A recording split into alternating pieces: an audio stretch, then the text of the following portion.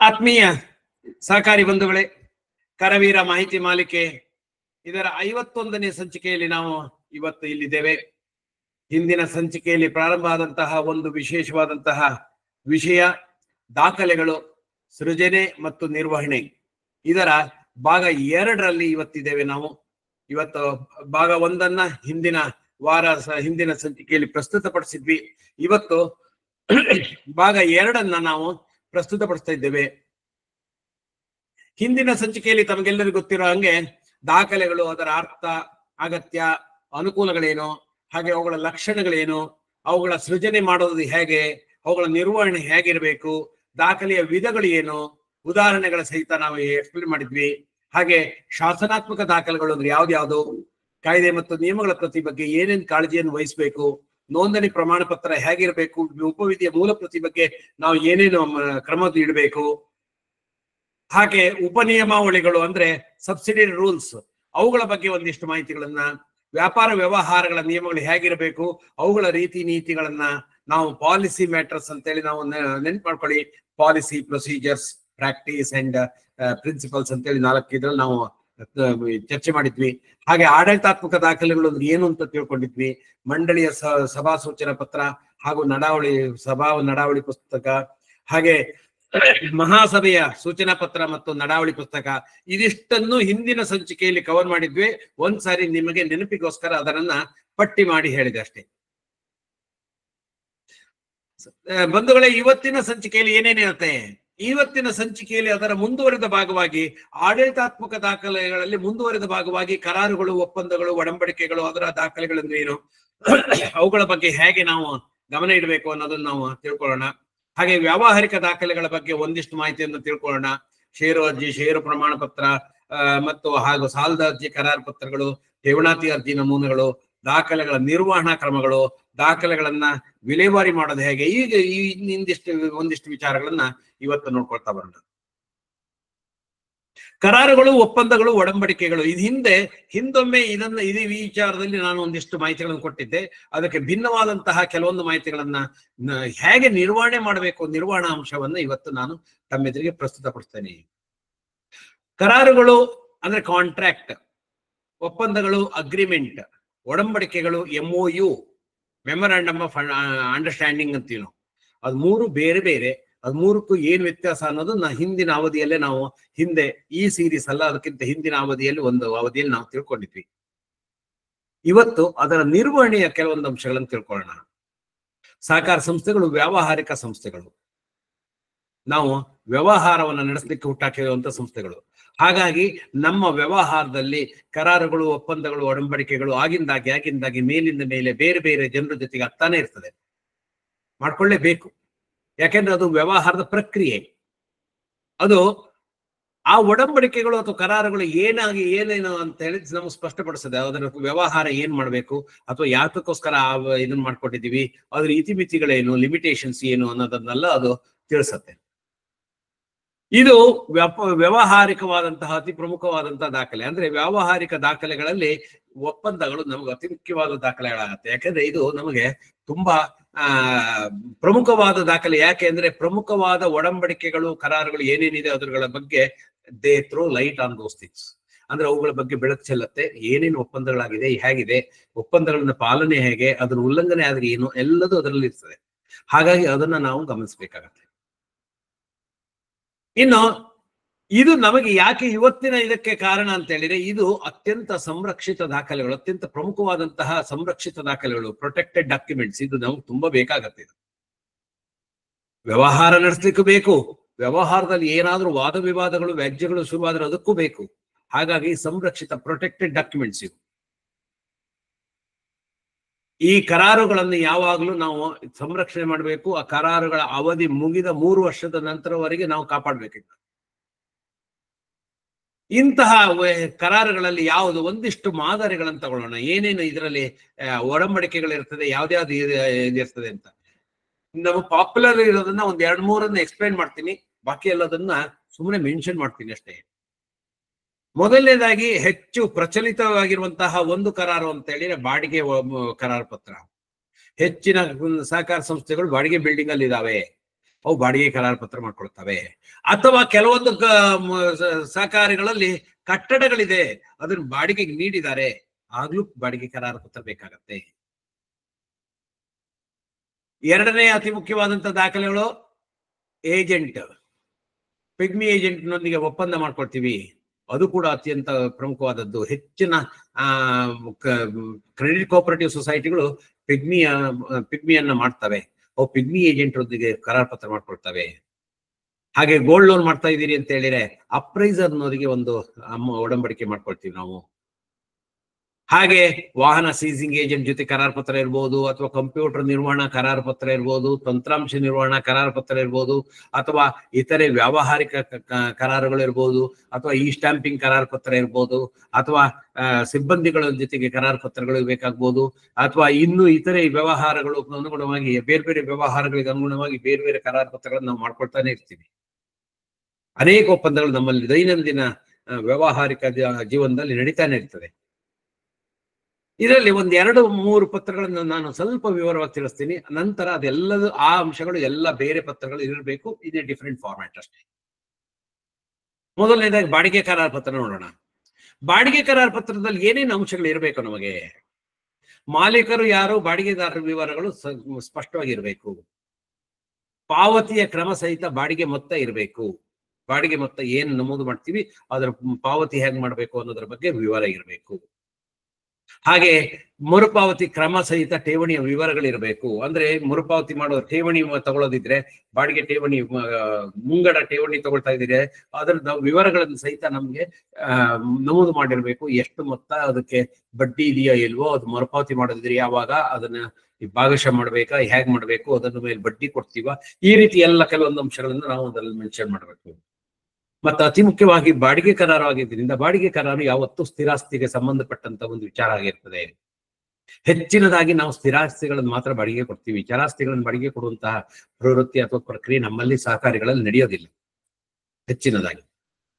ಹಾಗಾಗಿ ಸ್ಥಿರಾಸ್ತಿಗೆ ಸಂಬಂಧಪಟ್ಟಿದ್ದಾಗಿದ್ದರಿಂದ ಬಾಡಿಗೆ ಕರಾರು ಪತ್ರದಲ್ಲಿ ಆ ಸ್ಥಿರಾಸ್ತಿಯ ವಿಸ್ತೀರ್ಣ ಏನಿದೆ, ಅದರ ಗಡಿ ಏನು, ಅದರ ಸ್ಪಷ್ಟ ಗುರುತಿನೊಂದಿಗೆ ಸ್ವತ್ತಿನ ವಿವರ ಇರಬೇಕು. ಮೊದಲನೇ ಮಹಡಿಯಲ್ಲಿ ಇದೆಯಾ, ಎರಡನೇ ಮಹಡಿಯಲ್ಲಿ ಇದೆಯಾ, ಯಾವ ಕಟ್ಟಡ, ಯಾವ ರಸ್ತೆಯಲ್ಲಿ, ಯಾವ ಸರ್ವೆ ನಂಬರು ಅಥವಾ ಯಾವ ಖಾತೆ ನಂಬರ್ ಇರ್ತದೆ, ಅಕ್ಕಪಕ್ಕದಲ್ಲಿ ಏನೇನಿದೆ, ಪಕ್ಕದಲ್ಲಿರುವಂತಹ 3-4 ಕಡೆ ಇರುವಂತಹ ಏನೇನು ಬಿಲ್ಡಿಂಗ್ಗಳಿದಾವೆ, ಯಾರ ಸ್ವತ್ತು, ಅದು ಚೆಕ್ ಬಂದಿ ಸ್ಪಷ್ಟ. ಅಂದರೆ ಆ ಬಾಡಿಗೆ ಕರಾರಿನಲ್ಲಿ ನಿರ್ದಿಷ್ಟವಾಗಿ ಇದೇ ಕಟ್ಟಡವನ್ನ, ಇಷ್ಟು ವಿಸ್ತೀರ್ಣದ ಇಂಥ ಕಟ್ಟಡವನ್ನ ನಮಗೆ ಬಾಡಿಗೆ ಕೊಟ್ಟಿದೆ ಅನ್ನೋದು ಗೊತ್ತಾಗಿರ್ಬೇಕು. ಅಕಸ್ಮಾತ್ ಬಾಡಿಗೆ ಇನ್ಕ್ರಿಮೆಂಟ್ ಆಗ್ಬೇಕು ಅಂತ ಹೇಳಿದ್ರೆ ರೆಂಟ್ ಇನ್ಕ್ರಿಮೆಂಟಲ್ ಕ್ಲಾಸಸ್ ಏನಿದೆ, ಅದು ಎಷ್ಟು ವರ್ಷಕ್ಕೊಮ್ಮೆ, ಅದನ್ನ ಕ್ರಮ ಹೇಗೆ, ಇನ್ಕ್ರಿಮೆಂಟ್ ಹೇಗಾಗತ್ತೆ, 10% ಪರ್ ಆ್ಯನಮ್ ಅಥವಾ 2 ವರ್ಷಕ್ಕೊಮ್ಮೆ 10%,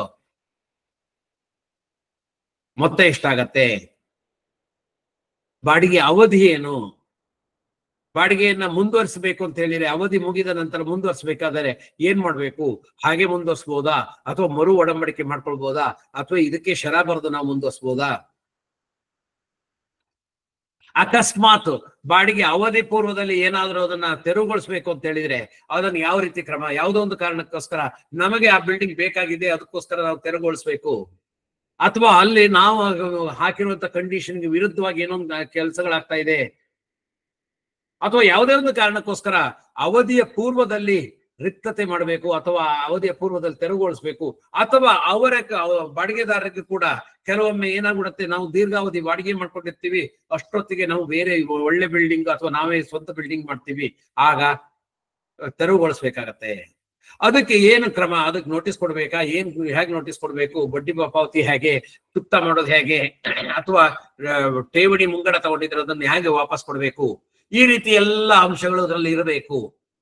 ಅವಧಿ ಪೂರ್ವದಲ್ಲಿ ರಿಕ್ತಗೊಳಿಸುವಂತಹ ತೆರವುಗೊಳಿಸುವಂತಹ ಪ್ರಕ್ರಿಯೆ ಹೇಗಿರ್ಬೇಕು. ಹಾಗೆ ಅನ್ವಯಿಸುವ ತೆರಿಗೆ ಪಾವತಿ ವಿವರಗಳು, TDS ಮಾಡ್ಬೇಕಾಗತ್ತೆ.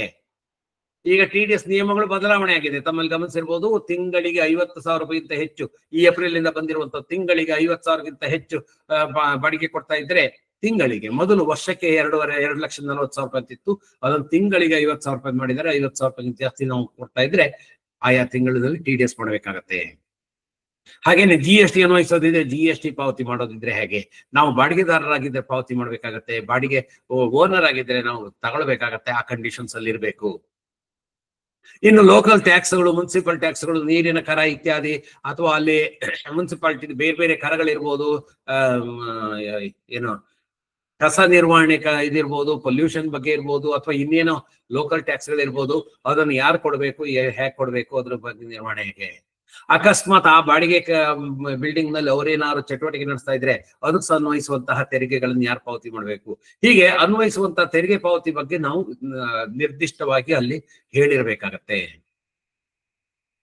ಮತ್ತೆ ಸ್ವತ್ತನ್ನ ಯಾವುದಕ್ಕೆ ಉಪಯೋಗಿಸ್ಬೇಕು, ಉಪಯೋಗಿಸುವಾಗ ಏನೇನು ಕ್ರಮ ವಹಿಸಬೇಕು, ಅದರಲ್ಲಿ ಸ್ವತ್ತನ್ನು ಯಾವುದಕ್ಕೆ ಉಪಯೋಗಿಸಬಾರ್ದು, ಅನ್ಯೋಪಯೋಗ ನಿರ್ಬಂಧ ಹೇಗಿದೆ, ಒಳಬಾಡಿಗೆ ಕೊಡುವಂತದ್ದಾಗಲಿ, ಲೀಸಿ ಕೊಡುವಂತಾಗಲಿ, ಔಟ್ಸೋರ್ಸಿಂಗ್ ಮಾಡುವಂತದ್ದಾಗ್ಲಿ, ಈ ತರದೆಲ್ಲ ಮಾಡಬಾರ್ದು ಅನ್ನೋದನ್ನ ನಾವು ಕಂಡೀಷನ್ ಹಾಕಿರ್ತೀವಿ. ಆ ತರ ನಿರ್ಬಂಧಗಳು ಏನಾದ್ರು ಇದ್ರೆ ಅದಷ್ಟು ಇರ್ಬೇಕು.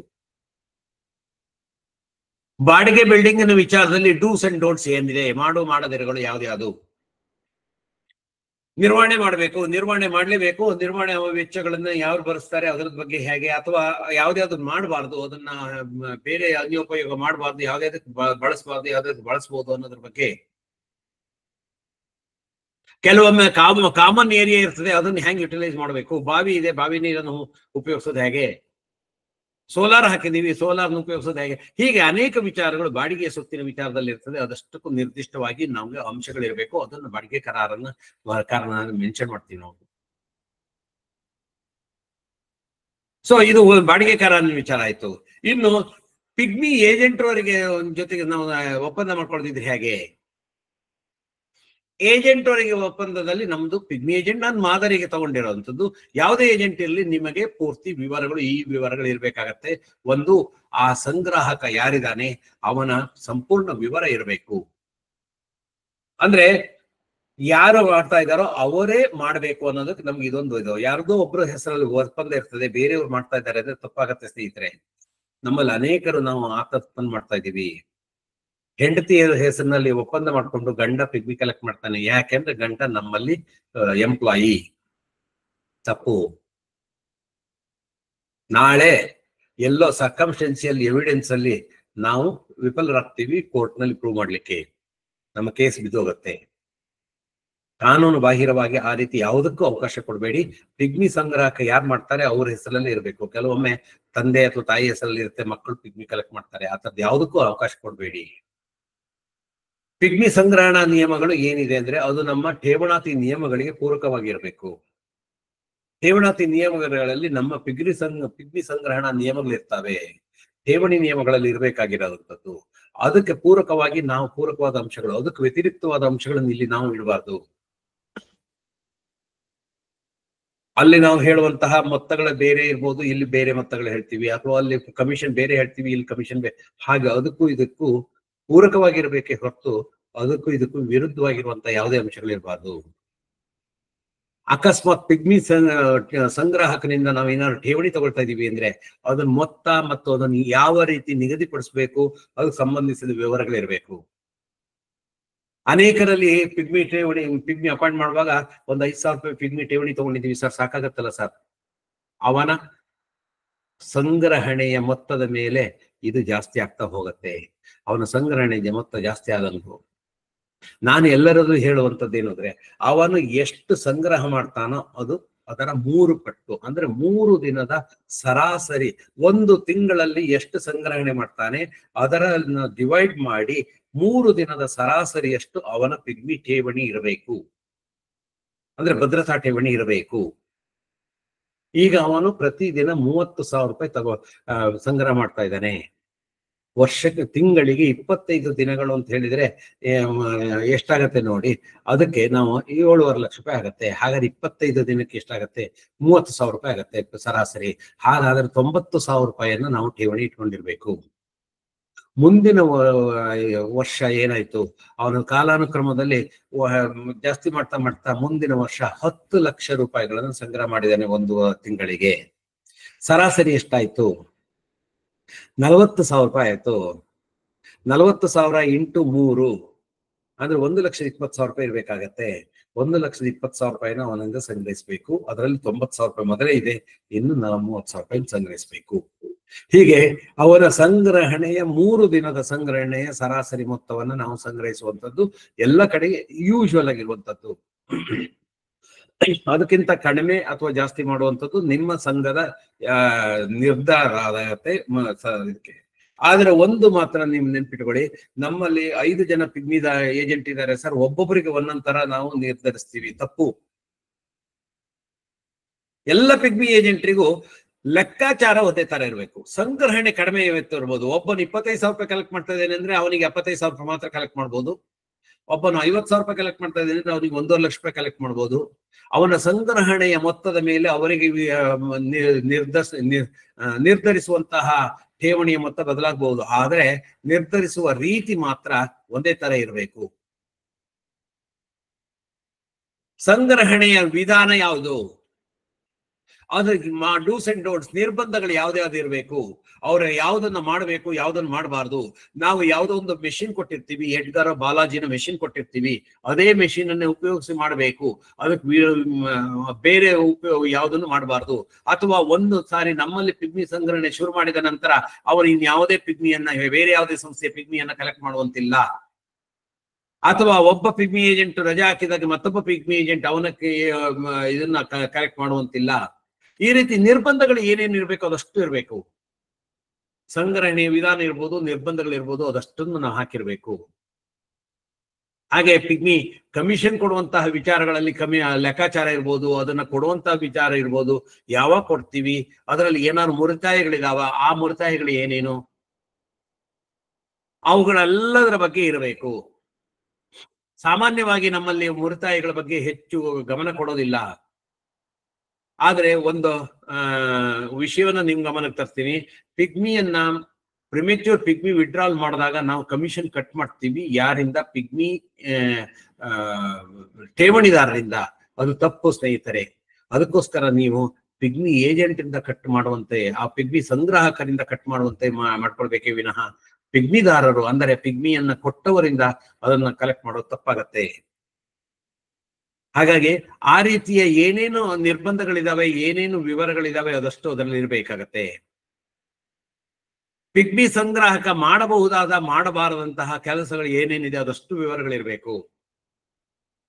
ಕರಾರಿನ ಅವಧಿ ಏನು, ಪ್ರಾರಂಭದ ದಿನಾಂಕ ಮತ್ತು ನವೀಕರಣದ ವಿಧಾನ ಇರಬೇಕು. ಅಂದ್ರೆ ಯಾವತ್ತಿಂದ ಕರಾರ್ ಶುರುವಾಗತ್ತೆ, ಎಷ್ಟು ದಿನ ವ್ಯಾಲಿಡ್ ಇದೆ, ಇದು 1 ವರ್ಷಕ್ಕಿದೆ, ಹಾಗಾದ್ರೆ ಮುಂದಿನ ವರ್ಷಕ್ಕೆ ನವೀಕರಣದ ಮಾದರಿ ಹೇಗ್ ಮಾಡ್ಕೊಳ್ಬೇಕು. 3 ವರ್ಷಕ್ಕೆ ಮಾಡ್ಕೊಂಡಿದೀವಿ, 3 ವರ್ಷದ ನಂತರ ನವೀಕರಣ ಹೇಗ್ ಮಾಡ್ಕೊಳ್ಬೇಕು, ಅದ್ರ ವಿವರಗಳು ಇರಬೇಕು. ಸಂಗ್ರಾಹಕನು ಮಾಡಬಹುದಾದ ಅಥವಾ ಮಾಡಬಾರದ ಕಾರ್ಯಗಳ ವಿವರಗಳಿರಬೇಕು. Dos and don'ts. ಅವನಿಗೆ ಏನೇನು ಅನುಮತಿ ಇದೆ, ಏನೇನು ನಿರ್ಬಂಧಗಳಿದೆ ಅದನ್ನ ನಾವು ತಿಳಿಸಿರ್ಬೇಕು. ಹಾಗಾಗಿ ಅವುಗಳ ಬಗ್ಗೆ ಪೂರ್ತಿ ವಿವರ ಇಲ್ಲದೆ ಹೋದರೆ ಪಿಗ್ಮಿ ಏಜೆಂಟರಿಂದ ಹೊರಗಿನ ಒಪ್ಪಂದ ಅಪೂರ್ಣ ಆಗತ್ತೆ. ಹಾಗೆ ಅಪೂರ್ಣವಾದ ಒಪ್ಪಂದ ಲಿಟಿಗೇಷನ್ಸ್ಗೆ ಅವಕಾಶ ಕೊಡುತ್ತೆ. ಹಾಗಾಗಿ ಯಾವುದೇ ಒಪ್ಪಂದ ಮಾಡ್ತಾ ಇದ್ದೀರಿ ಅಂದ್ರೆ ನೀವು ಪೂರ್ತಿಯಾಗಿ ಎಲ್ಲ ಅಂಶಗಳನ್ನು ಸೇರಿಸ್ಕೊಡಿ. ಹಾಗೆ ವ್ಯಾಲ್ಯೂಯೇಷನ್ ಮಾಡುವಂತಹ ಆಭರಣ ಮೌಲ್ಯಮಾಪಕರು, ಅಪ್ರೈಸರ್. ನೀವು ಗೋಲ್ಡ್ ಲೋನ್ ಕೊಡ್ತಾ ಇದ್ದೀರಿ ಅಂದ್ರೆ ಗೋಲ್ಡ್ ಅಪ್ರೈಸರ್ ಬೇಕೇ ಬೇಕು. ಗೋಲ್ಡ್ ಅಪ್ರೈಸರ್ ಜೊತೆಗೆ ಏನು ಒಡಂಬಡಿಕೆ ಇರಬೇಕು, ಅವರು ವೃತ್ತಿಪರರು ಅನ್ನೋದನ್ನ ಮೊದಲು ಪ್ರೂವ್ ಮಾಡ್ಕೊಳ್ಬೇಕು. ಮೌಲ್ಯಮಾಪಕನ ಸಂಪೂರ್ಣ ವಿವರ ಇರಬೇಕು. ಮೌಲ್ಯಮಾಪನೆ ವಿಚಾರದಲ್ಲೂ ಹಾಗೆ ಆಗತ್ತೆ. ತಂದೆ ಹೆಸರಿನಲ್ಲಿ ಅಗ್ರಿಮೆಂಟ್ ಇರ್ತದೆ, ಮಗ ಬಂದು ಮೌಲ್ಯಮಾಪನೆ ಮಾಡ್ಕೊಡ್ತಾನೆ. ತಪ್ಪು.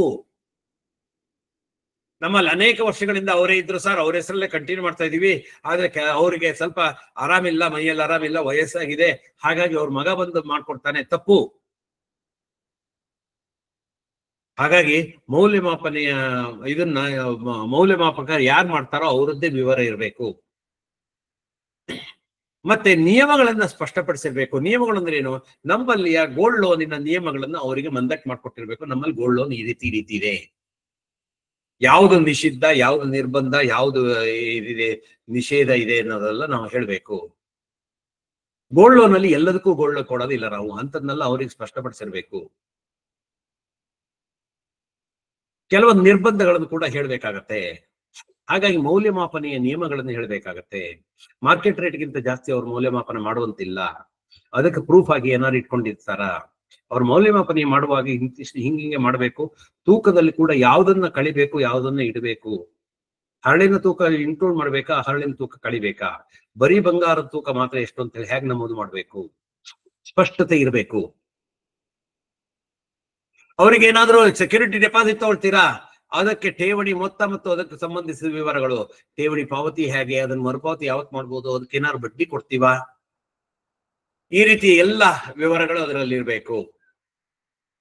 ಮೌಲ್ಯಮಾಪನೆಯ ವಿಧಾನ, ನಿರ್ಬಂಧಗಳ ಬಗ್ಗೆ ವಿವರ ಇರಬೇಕು. ಅಪ್ರೈಸರ್ಗೆ ಏನೇನು ರೆಸ್ಟ್ರಿಕ್ಷನ್ಸ್ ಇದೆ ಅದನ್ನ ಹಾಕ್ಬೇಕು. ಅವರು ಬಂಗಾರವನ್ನ ನಾವು ತೋರಿಸಿದ ಜಾಗದಲ್ಲೇ ಅಲ್ಲೇ ಕುಳಿತು ಅಲ್ಲೇ ಇದು ಮಾಡಿ, ಈವನ್ ವರೆಕಲ್ಲು ಅಂತೇಳಿ ಬರ್ತದೆ, ವರೆಗಲ್ಲು ಅಂತ ಅವ್ರು ತಿಕ್ಕಂಥದ್ದು, ಅದು ಕೂಡ ನಮ್ಮ ಬ್ಯಾಂಕಿನಲ್ಲಿ ಅಥವಾ ನಮ್ಮ ಸೊಸೈಟಿಯಲ್ಲಿ ಇಟ್ಟು ಹೋಗ್ಬೇಕು. ಅವ್ರು ತಗೊಂಡೋಗಿ ತಂದು ಮಾಡಬಾರ್ದು. ಮತ್ತೆ ಒಂದಿಷ್ಟು ನಿರ್ಬಂಧಗಳು ನಾವು ಹೇಳಿರ್ತೀವಿ. ಮೌಲ್ಯಮಾಪಕರು ತಮ್ಮ ಸ್ವಂತಕ್ಕಾಗಿ ಯಾವತ್ತೇ ಆಭರಣ ಸಾಲ ಮಾಡುವಂತಿಲ್ಲ, ಅವರಿಗೆ ಸಾಲ ಕೊಡೋದಿಲ್ಲ. ಅವರಾಗಲಿ, ಅವರಿಗೆ ಅವರ ಹಿತಾಸಕ್ತಿಯನ್ನು ಇರುವಂತವರಾಗಲಿ, ಅವರ ಕುಟುಂಬಸ್ಥರಾಗಲಿ, ಮೌಲ್ಯಮಾಪಕರ ಕುಟುಂಬಸ್ಥರಿಗೆ ನಾವು ಸಾಲವನ್ನು ಕೊಡೋದಿಲ್ಲ ಅನ್ನೋ ಕಂಡೀಷನ್ ಸ್ಪಷ್ಟಪಡಿಸಿರ್ಬೇಕು. ಹೀಗೆ ಆ ರೀತಿಯ ನಿರ್ಬಂಧಗಳು ಏನೇನಿದೆ ಅನ್ನೋದನ್ನು ಹೇಳಿರ್ಬೇಕು. ಇಲ್ಲಿ ಕೂಡ ಮತ್ತೆ ಅವಧಿ, ಅದು ಯಾವತ್ತಿಂದ ಶುರುವಾಗತ್ತೆ, ನವೀಕರಣದ ವಿಧಾನ ಅದಷ್ಟು ಇರಬೇಕು. ಹಾಗೆ ಕೊನೆಯದಾಗಿ ಅತಿ ಮುಖ್ಯವಾಗಿ ಅವನ್ ಏನೇನ್ ಮಾಡ್ಲೇಬೇಕು, ಏನೇನ್ ಮಾಡಬಾರದು, ವಿಧಿ ನಿಷೇಧಗಳು ಯಾವ್ದ್ಯಾವ್ದು, ಮಾಡಬಹುದಾದ ಅಥವಾ ಮಾಡಬಾರದ ಕೆಲಸಗಳು ಯಾವ್ದ್ಯಾವ್ದು, ಅದ್ರ ಬಗ್ಗೆ ವಿವರ ಇರಬೇಕು. ಸೊ ಇದಾಗಿತ್ತು ಸ್ನೇಹಿತರೆ. ಈಗ ನಾವು ಒಂದಿಷ್ಟು ಒಪ್ಪಂದ, ಒಡಂಬಡಿಕೆ, ಕರಾರು ಪತ್ರಗಳ ಮಾದರಿಗಳನ್ನ ನಿಮಗೆ ತೋರಿಸಿದೀವಿ, ಅದರ ವಿವರಗಳನ್ನ. ಹಾಗೆ ನಾವು ಸಾಕಷ್ಟು ಒಪ್ಪಂದಗಳನ್ನು ಮಾಡ್ಕೊಳ್ತೀವಿ. ಬೇರೆ ಬೇರೆ ಒಪ್ಪಂದಗಳು ಬೇರೆ ಬೇರೆ ಜೊತೆಯಲ್ಲಿ ಬೇರೆ ಬೇರೆ ವ್ಯವಹಾರಕ್ಕೋಸ್ಕರ ಮಾಡ್ಕೊಳ್ತೀವಿ. ಫಾರ್ ಎಕ್ಸಾಂಪಲ್, ವಾಹನ ಸೀಸಿಂಗ್ ಜೊತೆಗೆ ವಾಹನ ಸೀಸಿಂಗ್ ಏಜೆಂಟ್ ಜೊತೆ ಕರಾರು ಪತ್ರ ಮಾಡ್ಕೊಳ್ತೀವಿ. ಕಂಪ್ಯೂಟರ್ ನಿರ್ವಹಣಾ ಕರಾರು ಪತ್ರ ಮಾಡ್ಕೊಳ್ತೀವಿ. ಸಾಫ್ಟ್ವೇರ್ನವ್ರ ಜೊತೆ ವ್ಯವಹಾರ ಇದು ಮಾಡ್ಕೊಳ್ತೀವಿ. ಇತರೆ ವ್ಯಾವಹಾರಿಕ ಕರಾರು ಪತ್ರಗಳು, ಇ ಸ್ಟ್ಯಾಂಪಿಂಗ್ ಇದೆ, ಇ ಸ್ಟ್ಯಾಂಪಿಂಗ್ ಜೊತೆಗೆ ಸ್ಟಾಕ್ ಹೋಲ್ಡಿಂಗ್ ಕಾರ್ಪೊರೇಷನ್ ಜೊತೆಗೆ ನಾವು ಇ ಸ್ಟ್ಯಾಂಪಿಂಗ್ ಕರಾರು ಪತ್ರ ಮಾಡ್ಕೊಳ್ತೀವಿ. ಸೌಹಾರ್ದ ಸಹಕಾರಿಯಾಗಿದ್ರೆ ಥ್ರೋ ಸಂಯುಕ್ತ ಸಹಕಾರಿ ಟ್ರೈಪಾರ್ಟೇಟ್ ಅಗ್ರಿಮೆಂಟ್ ಮಾಡ್ಕೊಳ್ಳುವಂತ ಸಂದರ್ಭಗಳು ಇರ್ತದೆ. ಹೆಚ್ಚಿನ ಸಾರು ನಮಗೆ ಸ್ಟಾಕ್ ಹೋಲ್ಡಿಂಗ್ ಕಾರ್ಪೊರೇಷನ್ ಜೊತೆಗೆ ಒಂದು ಕರಾರು ಪತ್ರ ಇರ್ತದೆ. ಅದಕ್ಕೆ ಸರ್ವಿಸ್ ಅಗ್ರಿಮೆಂಟ್ ಅನ್ಕೊಳ್ತೀವಿ, ಅದು ಸೇವಾ ಕರಾರು ಪತ್ರ. ಹಾಗೆ ನಮ್ಮ ವ್ಯವಹಾರಕ್ಕೆ ಅನುಗುಣವಾಗಿ ಬೇರೆ ಬೇರೆ ವ್ಯವಹಾರಗಳಿಗೆ ಅನುಗುಣವಾಗಿ ಬೇರೆ ಬೇರೆ ಕರಾರು ಪತ್ರಗಳನ್ನು ಮಾಡ್ಕೊಳ್ತೀವಿ ನಾವು. ಅವುಗಳೆಲ್ಲಿರುವಂತಹ ಅಂಶಗಳು ಇದಿಷ್ಟು ಹಿಂದೆ 3 ಕರಾರು ಪತ್ರಗಳ ಅಂಶಗಳನ್ನು ಹೇಳಿದ್ನಲ್ಲ, ಸರ್ವೇ ಸಾಮಾನ್ಯವಾಗಿ ಇದೇ ಅಂಶಗಳೇ ಅಲ್ಲಿ ಇರ್ತದೆ. ಸ್ವಲ್ಪ ಡಿಫರೆಂಟ್ ಆಗಿರ್ಬೋದು.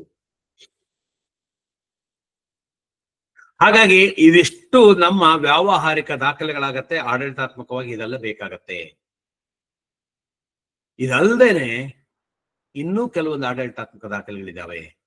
ಇದಿಷ್ಟು ನಾನು ಎಕ್ಸಾಸ್ಟಿವ್ ಲಿಸ್ಟ್ ಅನ್ನ ಕೊಡ್ಲಿಲ್ಲ, ಇಲ್ಲಸ್ಟ್ರೇಟಿವ್ ಲಿಸ್ಟ್ ಅಲ್ಲಿ ಕೊಟ್ಟಿವಿ. ಉದಾಹರಣೆಗೆ ಒಂದಿಷ್ಟು ಇದನ್ನ ಕೊಟ್ಟಿದ್ದೀವಿ. ಇದಲ್ದೇನೆ ನಿಮಗೆ ಸದಸ್ಯರ ರಿಜಿಸ್ಟರ್ ಇರ್ಬೋದು, ಮತದಾರ ಪಟ್ಟಿ ಇರ್ಬೋದು, ಚುನಾವಣಾ ದಾಖಲೆಗಳಿರ್ಬೋದು, ನೋಟಿಸ್ಗಳಿರ್ಬೋದು, ಈ ರೀತಿ ಅನೇಕ ದಾಖಲೆಗಳು ನಮ್ಗೆ ಆಡಳಿತಾತ್ಮಕ ದಾಖಲೆಗಳಾಗತ್ತೆ. ಚುನಾವಣಾ ಸಮಯದಲ್ಲಿ ಚುನಾವಣಾ ಕಡತ ಅಂತ ಏನ್ ಮಾಡ್ತೀವಿ, ಅದು ಪೂರ್ತಿ ಚುನಾವಣೆಗೆ ಸಂಬಂಧಪಟ್ಟಂತ ಅತಿ ಮುಖ್ಯವಾದಂತಹ ದಾಖಲೆ ಆಗತ್ತೆ. ಇವುಗಳನ್ನ ನಿರ್ವಹಿಸುವಂತಹ, ಸಂರಕ್ಷಿಸುವಂತಹ ಹೊಣೆಗಾರಿಕೆ ಆಯಾ ದಾಖಲೆಗಳಿಗನುಸಾರವಾಗಿ ಮುಖ್ಯ ಕಾರ್ಯನಿರ್ವಹಣಾಧಿಕಾರಿ ಅಥವಾ ಇತರೆ ಸಿಬ್ಬಂದಿಗಳಾಗಿರುತ್ತೆ. ಮುಖ್ಯ ಕಾರ್ಯನಿರ್ವಹಣಾಧಿಕಾರಿ ಸಾಮಾನ್ಯವಾಗಿ ಎಲ್ಲ ದಾಖಲೆಗಳನ್ನ ಸಂರಕ್ಷಿಸುವಂತಹ, ಅಭಿರಕ್ಷೆ ಮಾಡುವಂತಹ ಹೊಣೆಗಾರಿಕೆಯನ್ನು ಹೊಂದಿರ್ತಾನೆ. ಹಾಗೆ ಸಂದರ್ಭಾನುಸಾರವಾಗಿ ಅದನ್ನ ಡೆಲಿಗೇಟ್ ಕೂಡ ಮಾಡಬಹುದು. ಕೆಲವೊಂದು ಇದನ್ನ ಬೇರೆಯವರಿಗೆ ಸಂರಕ್ಷಣೆ ಮಾಡುವಂತಹ ಹೊಣೆಗಾರಿಕೆಯನ್ನು ಕೊಡಬಹುದು. ಮತ್ತೆ ಈ ದಾಖಲೆಗಳು ಎಲ್ಲೋ ಒಂದ್ ಕಡೆಗೆ ಪ್ರಶ್ನೆ ಬರುತ್ತೆ, ದಾಖಲೆಗಳು ಯಾವ ಭಾಷೆಯಲ್ಲಿ ಇರಬೇಕು? ಯಾವ ಭಾಷೆಯಲ್ಲಿ ಇದ್ರೂ ನಡೆಯುತ್ತಾ? ದಾಖಲೆಗಳು ನೀವು ಒಪ್ಪಂದಗಳನ್ನ, ಕರಾರುಗಳನ್ನ, ಒಡಂಬಡಿಕೆಗಳನ್ನ ಯಾವ ಭಾಷೆಯಲ್ಲಿ ಬೇಕಾದ್ರೂ ಮಾಡ್ಕೊಳ್ಬಹುದು. ಆದ್ರೆ ಕರ್ನಾಟಕದಲ್ಲಿ ಆಡಳಿತ ಭಾಷೆ ಕನ್ನಡ ಆಗಿರೋದ್ರಿಂದ ನಾವು ಸಹಕಾರ ಕಾಯ್ದೆ ಪೂರ್ತಿಯಾಗಿ ಕನ್ನಡದಲ್ಲಿ ದಾಖಲೆಗಳನ್ನ ಇಡುವುದನ್ನ ಮತ್ತು ನಿರ್ವಹಿಸುವುದನ್ನ ಎನ್ಕರೇಜ್ ಮಾಡ್ತಾ ಇರೋದ್ರಿಂದ ಕನ್ನಡದಲ್ಲಿ ಇದ್ರು ಒಳ್ಳೇದು. ಹಾಗಂತ ಕನ್ನಡದಲ್ಲಿ ದಾಖಲೆಗಳು ಇರಬೇಕು ಅಂತ ಆಕ್ಟ್ ಅಲ್ಲಿ ಎಲ್ಲಾರು ಇದೆಯಾ? ಎಲ್ಲೂ ಇಲ್ಲ. ಇಂಗ್ಲಿಷ್ ನಲ್ಲಿ ಇರಬೇಕು ಅಥವಾ ಕನ್ನಡದಲ್ಲಿ ಇರಬೇಕು. ನಮಗೆ ಅನುಕೂಲಕ್ಕೆ ತಕ್ಕನಾಗಿ ಕೆಲವೊಂದು ಸಾರಿ ನಾವು ಇಂಗ್ಲಿಷ್ ನಲ್ಲೂ ಮಾಡ್ಕೊಳ್ತೀವಿ. ಫಾರ್ ಎಕ್ಸಾಂಪಲ್ ಕಂಪ್ಯೂಟರ್ ಸಾಫ್ಟ್ವೇರ್ನವರು ತಂತ್ರಾಂಶ ಒಡಂಬಡಿಕೆ ಅಂತ ಹೇಳೋರು ಹೇಳೋಷ್ಟೊತ್ತಿಗೆ ಸುಸ್ತಾಗ್ಬಿಡ್ತಾರೆ. ಅವ್ರಿಗೆ ಕನ್ನಡದಲ್ಲಿ ದಾಖಲೆಗಳನ್ನ ಮಾಡ್ಲಿಕ್ಕೆ ಅಥವಾ ಆ ಪದಗಳನ್ನ ಹೊಂದಿಸ್ಲಿಕ್ಕೆ ಕಷ್ಟ ಆಗತ್ತೆ. ಹಾಗಾಗಿ ಇಂಗ್ಲಿಷ್ ನಲ್ಲಿ ಮಾಡ್ಕೊಳ್ತಾರೆ. ಕೆಲವೊಂದ್ ಸಾರಿ ಆಡಳಿತಾತ್ಮಕ ಹಿತದೃಷ್ಟಿಯಿಂದ ಕೋರ್ಟಿಗೆ ಹೋಗುವಂತದ್ದು ಅಥವಾ ಕೆಲವೊಂದು ಇಶ್ಯೂ ದೊಡ್ಡ ಇಶ್ಯೂ ಇದ್ರೆ ಇಂಗ್ಲಿಷ್ ನಲ್ಲಿ ಕೂಡ ಮಾಡ್ಕೊಳ್ತೀವಿ, ಇಲ್ಲ ಅಂತಲ್ಲ. ಹಾಗಾಗಿ ಕನ್ನಡದಲ್ಲಿ ಇದ್ರೂ ಉತ್ತಮ. ಯಾಕೆಂದ್ರೆ ಕನ್ನಡದಲ್ಲಿ ಇದ್ರೆ ನಮಗೆಲ್ಲರಿಗೂ ಅರ್ಥ ಆಗತ್ತೆ, ಆಡಳಿತ ಮಂಡಳಿಯವರಿಗೆ ಅರ್ಥ ಆಗತ್ತೆ. ಹಾಗಾಗಿ ಕನ್ನಡದಲ್ಲಿ ಇದ್ರೂ ಒಳ್ಳೇದು. ಇನ್ನು ಇದಿಷ್ಟು ಆಡಳಿತಾತ್ಮಕ ದಾಖಲೆಗಳ ಬಗ್ಗೆ. ಆದ್ರೆ ವ್ಯವಹಾರ ದಾಖಲೆಗಳು, ಬಿಸ್ನೆಸ್ ಡಾಕ್ಯುಮೆಂಟ್ಸ್, ಏನು ವ್ಯವಹಾರ ಮಾಡ್ತಾ ಇದೀವೋ ಅದಕ್ಕೆ ತಕ್ಕನಾಗಿ ವ್ಯವಹಾರ ದಾಖಲೆಗಳು ಬೇಕಾಗುತ್ತೆ. ಹೆಚ್ಚಿನವು ಪತ್ತಿನ ಚಟುವಟಿಕೆ ನಡೆಸ್ತಾ ಇರೋದ್ರಿಂದ ಪತ್ತಿನ ಚಟುವಟಿಕೆಗಳಿಗೆ ವ್ಯವಹಾರ ದಾಖಲೆಗಳು ಯಾವ್ದ್ಯಾವುದು, ನಾವು ಎಷ್ಟೋ ಸಾರಿ ಇದೊಂದು ದಾಖಲೆನ ಅಂತ ಗೊತ್ತೇ ಇರೋದಿಲ್ಲ ನಮಗೆ. ವ್ಯವಹಾರ ದಾಖಲೆಗಳಲ್ಲಿ ನೀವು ಕೆಲವು ಸಾರಿ ಹೇಳಿದ್ರೆ, ಸರ್ ಇದು ಹೌದಲ್ಲ ಸರ್, ಇದು ಒಂದು ದಾಖಲೆ. ಷೇರು ಅರ್ಜಿ, ಷೇರು ಪ್ರಮಾಣ ಪತ್ರ, ಅದು ದಾಖಲೆ. ಸಾಲದ ಅರ್ಜಿ, ಕರಾರು ಪತ್ರಗಳು ದಾಖಲೆ. ಠೇವಣಾತಿ ಅರ್ಜಿ, ರಸೀದಿ ನಮೂನೆಗಳು ದಾಖಲೆ. ಹೀಗೆ ಯಾವ ವ್ಯವಹಾರ ಮಾಡ್ತೀವೋ ಅದಷ್ಟಕ್ಕೂ ವ್ಯಾವಹಾರಿಕ ದಾಖಲೆಗಳು ಏನೇನಿರುತ್ತೆ ಅದಷ್ಟು ದಾಖಲೆಗಳಾಗುತ್ತೆ. ಇವುಗಳನ್ನ ಹೆಚ್ಚಿನ ಪ್ರಮಾಣದಲ್ಲಿ ನಾನು ವಿಶೇಷವಾಗಿ ಎಕ್ಸ್ಪ್ಲೇನ್ ಮಾಡ್ಲಿಕ್ಕೆ ಹೋಗೋದಿಲ್ಲ. ಮೂಲತಃ ಒಂದಿಷ್ಟು ವಿಚಾರಗಳನ್ನು ನಿಮ್ ಜೊತೆಗೆ ಹಂಚ್ಕೊಡ್ತೀನಿ. ಷೇರು ಅರ್ಜಿ, ಷೇರು ಪ್ರಮಾಣ ಪತ್ರ ಏನು? ಸದಸ್ಯನು ಸಕ್ರಮವಾಗಿ ಸೇರ್ಪಡೆ ಆಗಿರುವುದರ ಬಗ್ಗೆ ಇದು ದಾಖಲೆ. ಅವನು ಅರ್ಜಿ ಸಲ್ಲಿಸದೆ ನೀವು ಅವರನ್ನು ಸೇರಿಸುವಂತಿಲ್ಲ. ಪ್ರಾರಂಭಿಕ ಹಂತದಲ್ಲೇ ಪ್ರವರ್ತಕರಿದ್ದಾಗಲೂ ಅವರು ಅರ್ಜಿ ಸಲ್ಲಿಸಬೇಕು. ಮೆಂಬರ್ಶಿಪ್ ಈಸ್ ಬೈ ಇನ್ವಿಟೇಷನ್ ಅಂದ್ರೆ ಮೆಂಬರ್ಶಿಪ್ ಈಸ್ ಬೈ ಅಪ್ಲಿಕೇಶನ್. ಅವನೊಂದು ಅಪ್ಲಿಕೇಶನ್ ಹಾಕ್ಬೇಕು, ನನಗೆ ನಿಮ್ಮ ಕಂಡೀಷನ್ಸ್ ಎಲ್ಲ ಒಪ್ಪಿಗೆ ಇದೆ, ನಿಮ್ಮ ಸಂಸ್ಥೆ ನಿಯಮಗಳಿಗೆ ಬದ್ಧನಿರ್ತೇನೆ, ಆ ರೀತಿ ನಾನು ಎಲ್ಲ ಅರ್ಹತೆ ಇದೆ ಅನ್ನೋದನ್ನು ಪ್ರೂವ್ ಮಾಡಿ ಅವನು ಅರ್ಜಿ ಸಲ್ಲಿಸಿರ್ಬೇಕು. ಷೇರು ಅರ್ಜಿ ಇಲ್ಲದೆ ಷೇರನ್ನ ಕೊಡುವಂತಿಲ್ಲ. ಜೊತೆಗೆ ಅವರ KYC ದಾಖಲೆಗಳಿರ್ಬೇಕು. KYC ಅಲ್ಲ, KYM ಅಂತ ಮಾಡ್ಕೊಡಿ. ನೋ ಯುವರ್ ಕಸ್ಟಮರ್ ಅಲ್ಲ, ನೋ ಯುವರ್ ಮೆಂಬರ್.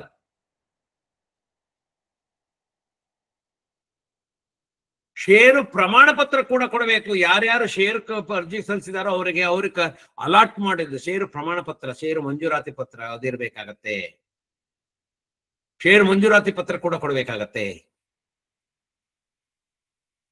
ಇದನ್ನ ಕ್ರಮವಾಗಿ ನೀಡಿರುವ ಕುರಿತು ದಾಖಲೆ ಇರಬೇಕಾಗುತ್ತೆ. ಷೇರು ಪ್ರಮಾಣ ಪತ್ರ ವಿತರಣಾ ರಿಜಿಸ್ಟರ್, ಷೇರು ರಿಜಿಸ್ಟರ್, ಇಂಥ ದಿನ ಕೊಟ್ಟಿದೀವಿ, ಅವ್ರ ಸಹಿ ಇರಬೇಕು.